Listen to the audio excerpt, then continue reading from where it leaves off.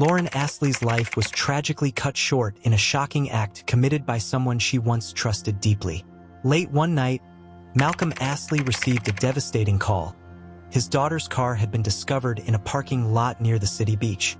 Without hesitation, he rushed to the scene, clinging to the desperate hope that he might still be able to save her if she were in trouble.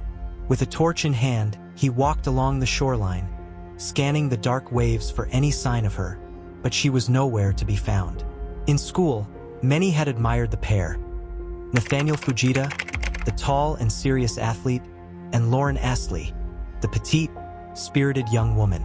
They had known each other for years, but it wasn't until their senior year of high school that they began dating. What started as first love, filled with kisses and shared dreams, would last for 3 years. What happened next? What could have driven them apart? And why was the truth so hard for people to accept? Let's step into today's case.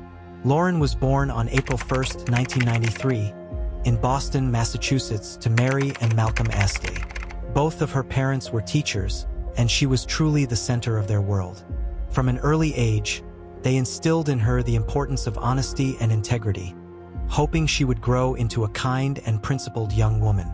In 2006, Mary and Malcolm divorced, sharing custody of Lauren. Despite the separation, they remained united in their love and support for their daughter. It's remarkable to think she was only 18. Her life was already filled with energy, purpose, and achievement. Lauren was always involved in something. She sang in a music group, played tennis and soccer, performed in the church choir, joined the youth symphony orchestra, worked as a camp counselor, and even took on the lead role in Annie at the local art center. Nicole's schedule was always packed. She seemed to have no free time because she was constantly involved in something. Though she stood at just 4 feet 11 inches, her vibrant personality and distinct charm made her unforgettable. Her greatest passion in the arts was performing, and with her strong, beautiful voice, she sang at nearly every school and community event. Landing the role of lead singer in her high school's a cappella group was a moment of pure joy for her.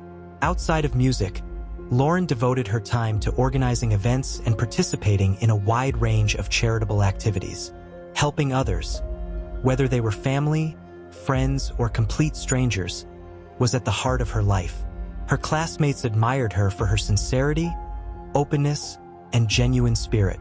People always knew they could turn to Lauren when they had a problem, and whenever she was asked for help, she gave it her all. At just 12 years old, she traveled to New Orleans to assist those affected by Hurricane Katrina. She would return twice more with friends to help flood victims, proving that even at a young age, she consistently put the needs of others before her own. These selfless acts spoke volumes about her character and determination. Her warmth and inner light touched everyone she encountered: parents, friends, teachers, and even strangers. At Wayland High School, Lauren was recognized not only for her dedication in the classroom, but also for her active involvement in school life. She participated in sports, concerts, competitions, and community service, leaving a lasting impression wherever she went. During high school, Lauren truly came into her own, and some friends even considered her a trendsetter. Her energy and vibrant personality made many people want to be like her. Around this time, she began dating Nathaniel Fujita, her first serious relationship. Nathan, who also attended Wayland High School, had known Lauren since childhood. He was the star player on the school's football team, known for his speed, height, and athletic skill. Nathan was one of the most popular students, with girls cheering for him at every game, but his heart belonged only to the cheerful, lively Lauren Astley. He was the only son of Beth and Tom Fujita. Tom, a talented and well-known guitarist, also taught at Boston's Berklee College of Music. His creative pursuits and musical achievements made him stand out in the community. In 2010, Lauren even interviewed Tom Fujita for a school project, which was later uploaded to YouTube. Because of her relationship with Nathaniel, she became a welcomed and familiar presence in Beth and Tom's household, visiting often. Their parents also grew acquainted, keeping in touch regularly. For the first 2 years, things between Nathan and Lauren were smooth. They spent time together playing sports, hanging out, and enjoying the carefree days of youth. Many people thought they were a perfect match, But over time, cracks began to show.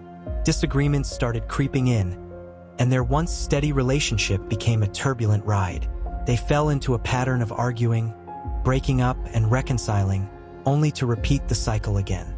One day, they could be deeply in love, and the next, irritated by everything the other did. Relationships like this aren't uncommon, even among adults.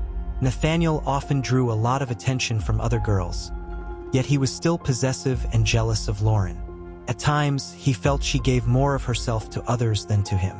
In her senior year, Lauren began thinking seriously about her future, where she wanted to go in life and which college she would attend. It was during this period that she realized Nathan no longer fit into the life she envisioned. She had grown tired of the constant emotional strain their relationship caused and began considering ending it for good. Senior year is often a turning point, a final step toward adulthood. At 18, the world feels wide open, filled with opportunities to achieve great things, build a career, meet new people, and embrace exciting experiences. For Lauren, the next big step was getting into college, and she was eager to take it. Lauren applied to Elon University in North Carolina, while Nathaniel chose Trinity College in Connecticut, where he had been invited to play football, a dream he'd carried since childhood. Lauren's friends were aware of the troubles in her relationship and wanted to help. Together, they created a list of reasons she should end things with Nathan. His quick temper, extreme jealousy, aggressive behavior, and, at times, disrespect toward his own mother. After reflecting on it all, Lauren decided to end their high school romance. On her birthday in April 2011, she broke up with Nathan, a day she considered one of the best in her life. The timing made sense. With both of them heading to different colleges in the fall, it was the natural point to move on and live separate lives. But for Nathaniel, the breakup felt entirely different. He saw it not as a fresh start, but as a devastating loss. The college offer Nathaniel had once dreamed of no longer mattered to him. All he could focus on was his relationship with Lauren Astley. Once an energetic and motivated young man, constantly training and staying active, he gradually withdrew into himself, spending most of his days on the couch, looking distant and depressed. He stopped socializing, avoided his friends entirely, and abandoned his usual routines. During this time, he began drinking heavily and smoking marijuana daily. Even though Lauren had ended their relationship months earlier, she still worried about him. She didn't want to see someone she had once been so close to in pain. On several occasions, she asked her friends whether she should reach out and try to help him. Every time, they advised her against it, warning her not to give him any reason to believe their relationship might be rekindled. In the summer of 2011, after graduating high school, Lauren was eager to enjoy her final months at home surrounded by family and friends. To celebrate the start of this new chapter, her friends organized a big party. Under a large tent, about 150 students and recent graduates, Lauren's ex-boyfriend Nathan among them, danced, laughed, and enjoyed the night. While Lauren was chatting with her friends, Nathan, already heavily intoxicated, approached her in an attempt to reconcile. Lauren, however, told him firmly to leave her alone. In her mind, everything had already been discussed, and there was no reason to go over the breakup again. They had talked it through many times, and she was ready to move forward. Besides, she knew that in his drunken state, Nathan wouldn't respond meaningfully to anything she said. But Nathan couldn't bear the thought of her being with someone else. Refusing to accept her rejection, he continued to pester and pressure her. At one point, Lauren broke down in tears, confiding in a friend that Nathan simply wouldn't leave her alone. He trailed her throughout the night, determined to stop her from dancing with anyone else. With each passing minute, his anger grew, fueled by alcohol.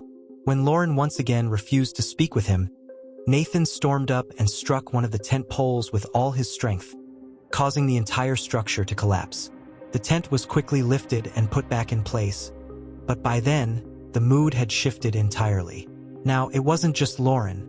Everyone at the party was telling Nathan to leave. The celebration was effectively ruined.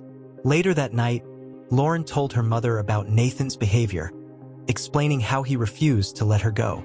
He was furious that she had ended their relationship, angry that she wouldn't speak to him, and bitter over the fact that she seemed happy without him.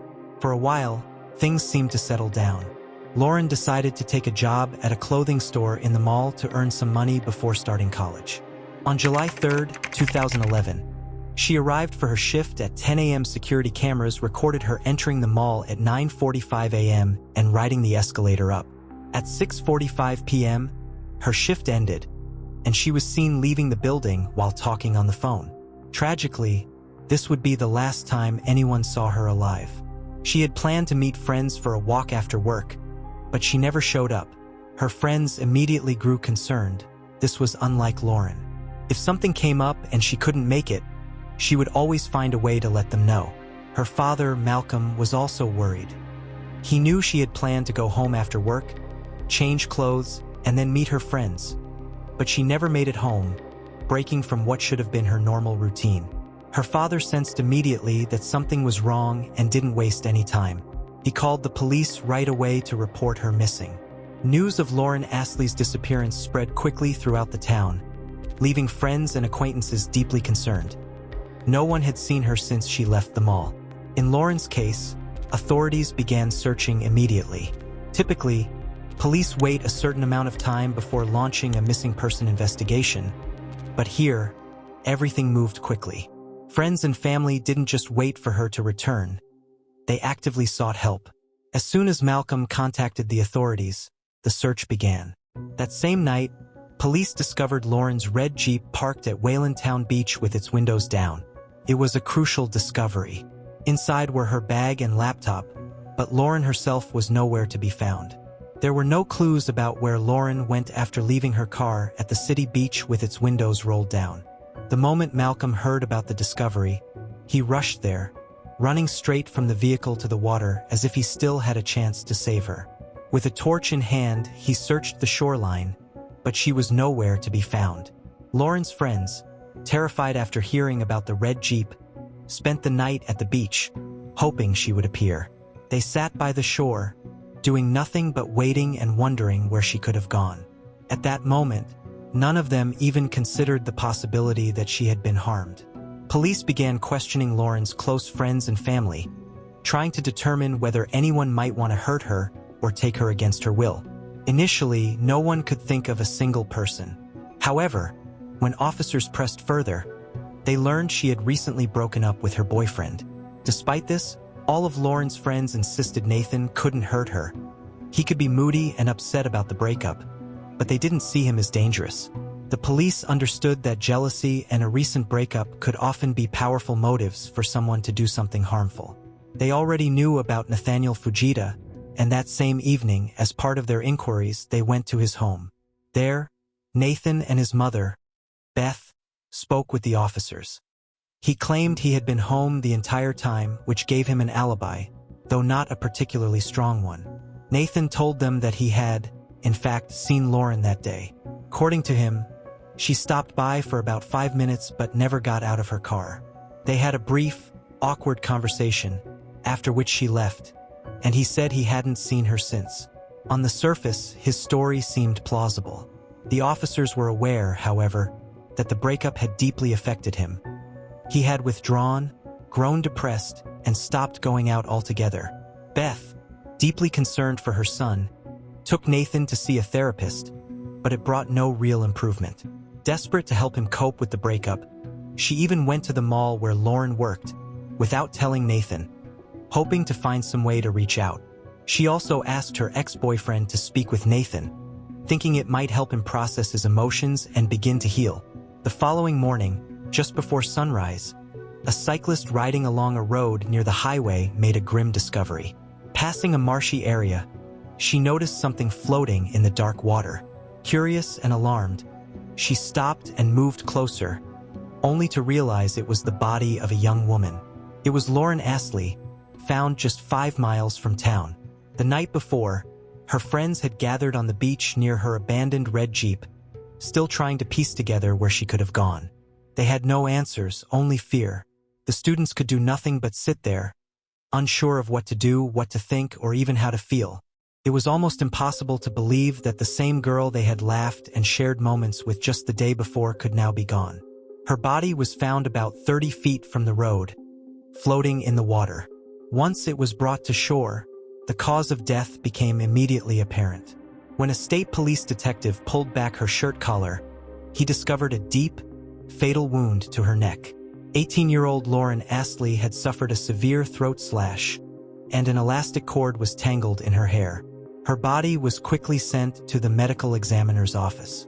All the while, Malcolm Astley clung to a desperate hope that it wouldn't be his daughter. But that hope vanished when he had to perform the heartbreaking task of identifying the body of his only child, something no parent should ever endure. Lauren had just turned 18. She was vibrant, musically gifted, and standing at the threshold of a promising future. Malcolm had to present proper identification, and the moment he saw her, he knew it was Lauren. The pain was unbearable, yet he still had to break the news to Lauren's mother, his ex-wife. The devastating news quickly spread throughout the town. Friends who once saw Lauren and Nathan as a happy couple spoke with disbelief, insisting that Nathan could never have done something like this to the woman he loved. Many found it hard to believe the situation was real, but the police suspected otherwise. After speaking with Nathan's family, they learned how deeply the breakup had affected him. He was no longer the cheerful football player admired by so many. Heartbroken, Nathan had grown bitter and withdrawn. The sport he once dreamed of playing since childhood, American football, no longer held his interest. Beth told police that she had approached Lauren in hopes of speaking to her son and cheering him up by being a friend. It's possible Beth didn't know the full details of her son's relationship with his girlfriend, which might explain her actions. She likely had no idea how that encounter would end. Lauren, however, had been uneasy about her ex-boyfriend for some time, having noticed changes in his behavior. Out of kindness, she decided to meet with Nathan to see if she could help him move past his sadness. She had no intention of rekindling their relationship, but felt a sense of obligation to be there for him during a difficult time. Security cameras at the mall captured Lauren speaking on her phone as she left work. Her phone records confirmed she was talking to Nathan. She planned to stop by his place for just 5 minutes before going home to change clothes and then meet her friends. She hadn't told anyone about her plans that day. Nathan's parents weren't home, and when she arrived at his house, she sent him a single-word text. Here. That was her way of letting him know she was nearby. It ended up being the last message Lauren ever sent, delivered on July 3rd at 7:05 p.m. The last place she was seen alive was Nathan's house, which gave police their first clear lead. On July 4th, officers returned to speak with Nathan, but he was gone, and his parents claimed they had no idea where he was. Still, the investigation pressed forward. Authorities needed concrete evidence to support their suspicion that Nathan was involved in Lauren's disappearance. They quickly secured a warrant to search his home, starting in the garage. What they found immediately suggested something horrific had occurred. Alongside the cord that had been around Lauren's neck, officers discovered multiple traces of blood on the garage floor, on the doorknob, in the kitchen sink, and in the bathroom sink. It appeared that someone had attempted to clean the surfaces. In the basement, investigators discovered a black sports bag containing a pair of trainers completely caked in mud. In the attic, accessible by a ladder from Nathan's bedroom, they found another pair of shoes, along with blood-stained boots and clothing. At first glance, the mud on the trainers seemed identical to the kind found near the swamp where Lauren's body was discovered. This required immediate lab analysis. The results left no doubt. Nathan's clothes and boots carried Lauren's blood, and the mud was indeed from that same marshy area. Following these findings, Nathan Fujita was officially placed on the wanted list. He was located at his cousin's home in a nearby town just a few hours later. Shortly after midnight on July 4, 2011, the 18-year-old football player was taken into custody and charged with the murder of his ex-girlfriend. When police arrested Nathan Fujita at his aunt's house without warning, he remained silent and unresponsive during questioning. This detached demeanor continued for several months, right up until the start of his trial. Whether it was out of fear of saying too much or simply an inability to explain his actions, Nathan offered no insight. On August 23, 2011, Nathan appeared in court for a preliminary hearing. When asked for his plea, he spoke so softly it was barely audible, stating he was not guilty. The prosecutor quickly suspected that his defense team was preparing an insanity-based strategy. Nathan faced charges of first-degree murder, as well as assault and battery with a dangerous weapon. During the meeting, more details emerged about the night Lauren Astley was killed. It was revealed that she had additional injuries inflicted before her death. The night before the crime, Nathan had called his cousin and invited her to hang out. When she declined, saying she had other plans, Nathan became angry and hung up. The next day, after learning of Lauren's death, the cousin called Nathan to see if he was aware of what had happened to his ex-girlfriend. His response was chilling. He said the murder weapon would never be found. Nathan also told his cousin that he had driven Lauren's red Jeep to the city beach parking lot, explaining that he needed a break and wanted to spend time with her. By the end of the meeting, the prosecutor requested that Nathan be held without bail, and the court agreed. About a month before the trial, another hearing on pretrial motions took place, revealing disturbing and significant new information about the suspect. In 2009, Lauren and Nathan were in one of their on-again, off-again phases. Lauren continued living her life and, one night, attended a dance with friends. Among the attendees was a young man who had previously shown interest in her. After her recent breakup with Nathan, Lauren decided to give a new relationship a chance. The two danced together and even shared a kiss. Suddenly, Nathan appeared, forcefully shoving the young man and threatening to slit his throat if he ever approached Lauren again. Over time, the incident at the dance faded into the background. Lauren's friends and family never noticed any clear signs of abuse in the relationship. However, they knew Nathan could be possessive and jealous, with his temper worsening when he drank. This confrontation, which occurred 2 years before the crime, revealed the extent of Nathan's anger and jealousy toward anyone who came near Lauren. When investigators found the wounds on Lauren's body, her boyfriend's earlier comments took on a darker meaning, hinting subtly that Nathan might have been the killer. It also became clear during the hearing that Nathan planned to rely on a silence defense. While this wouldn't clear him of the charges, it could significantly reduce his punishment.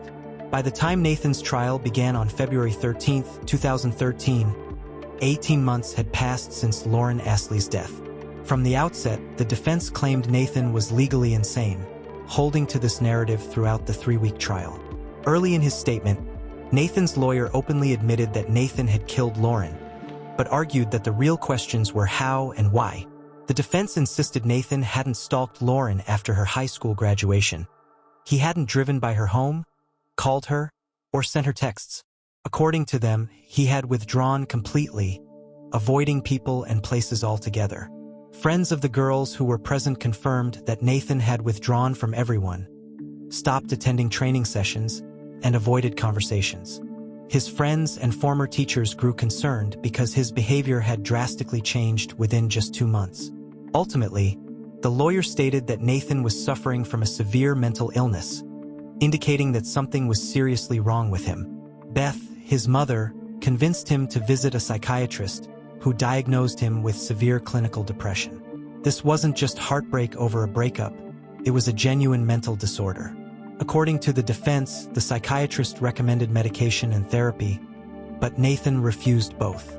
He may have been struggling with mental health issues brought on by his breakup with Lauren Astley and the repeated head injuries he sustained while playing high school football. The end of their relationship could have triggered an episode. Lauren feared she might somehow be responsible for her ex-boyfriend's dangerous condition and worried he might seriously harm himself.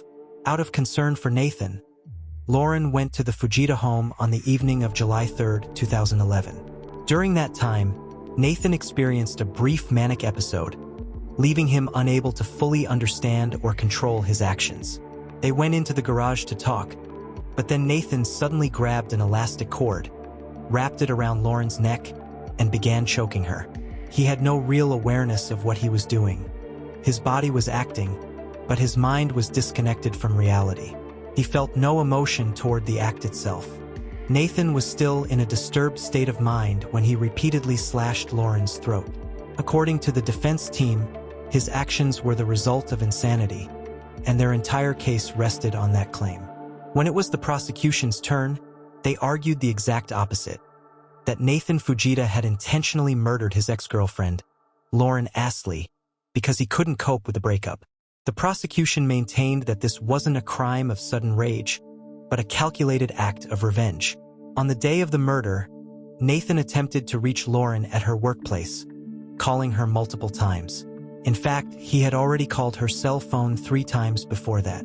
One of those calls was recorded as she was leaving the shopping center after work.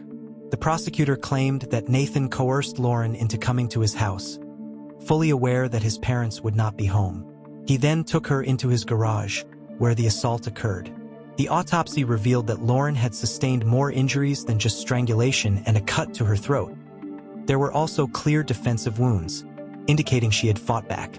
After killing her, Nathan removed his blood-stained boots, switched to tennis shoes, and walked over 4 miles to the town beach parking lot, where he abandoned his red Jeep.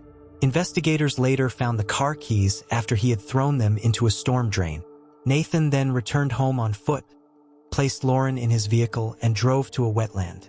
There, he waded 33 feet through thick muck, seemingly believing she would sink to the bottom, but he was wrong. Nathan showed no remorse for his actions. That night, he was spotted returning home completely naked, driving with the windows down and music blasting. Afterward, the young man tidied up the crime scene and concealed the evidence. He hid his wet, blood-stained shoes and clothing, cleaned the blood from the garage, and quietly waited for his parents to return. Prosecutors argued that this was not a sudden bout of insanity, as the defense claimed, but rather a deliberate and premeditated attack. A forensic doctor, called as a defense witness, testified that based on professional research, Nathan was incapable of understanding that his actions were wrong. According to the doctor, this inability was due to severe depression, repeated head injuries from football, and daily drug and alcohol use. Since there had been no history of abuse between Lauren and Nathan, and the young man had never reported anything to the police, the defense emphasized that this was a one-time lapse and that Nathan could not have committed the crime while mentally sound. These arguments directly opposed the prosecution's narrative. A forensic doctor was also called in to evaluate the defendant's mental state. This doctor testified that Nathan was fully sane when he killed Lauren. The amount of planning and effort he put into the crime showed that his actions were deliberate and that he understood the consequences. The hearing was emotionally difficult, and by the trial's end, Lauren Astley's mother sat in silent grief. The state medical examiner told the court that Lauren likely remained alive for several minutes, bleeding out after Nathan Fujita strangled her with a cord and then slit her throat. At 20 years old, Nathan hunched forward and wept, appearing to only then grasp the severity of what he had done once he realized he would face punishment for taking a life. Nathan's parents were devastated and deeply shaken that their son was capable of committing such an act. They had always shown great care and love for their son, and they cared for his girlfriend, Lauren, as if she were their own daughter. This made them even more concerned for the Astley family, who had lost their only child because of Nathan. Both families had once shared a close, warm relationship, but after the tragedy, they were left to face the devastating aftermath. The parents on both sides were deeply heartbroken. On March 7, 2013, Nathan was found guilty on all charges. The jury deliberated for a full day before reaching their decision, and justice was finally served for the Astley family and the prosecution. Yet, what comfort could it bring when their only child was gone forever? As the sentence was read, Malcolm, Lauren's father, crossed the hall and embraced Nathan's parents. He understood that both families had lost something precious beyond measure. His gesture was a testament to his strength of character. Nathan Fujita was sentenced to life in prison. In Massachusetts, anyone convicted of first-degree murder is given a life sentence without the possibility of parole. Lauren's parents believed her death could have been prevented. After losing her, they dedicated their lives to educating teens about the dangers of relationship and breakup violence. Malcolm and Mary went on to establish the Lauren Astley Memorial Foundation, a nonprofit that promotes art, community involvement, and healthy teen relationships, causes that were close to Lauren's heart. In January 2024, the Massachusetts Supreme Court overturned a law that required anyone under 20 at the time of their crime to serve life without parole. Lauren's parents now fear that this change could allow Nathan Fujita to be released. They struggle with the thought, believing that the man who killed their 18-year-old daughter should remain behind bars for life. If you found this case fascinating, don't forget to like the video and subscribe to the channel. We post crime case videos every night. Until next time, stay sharp, stay vigilant.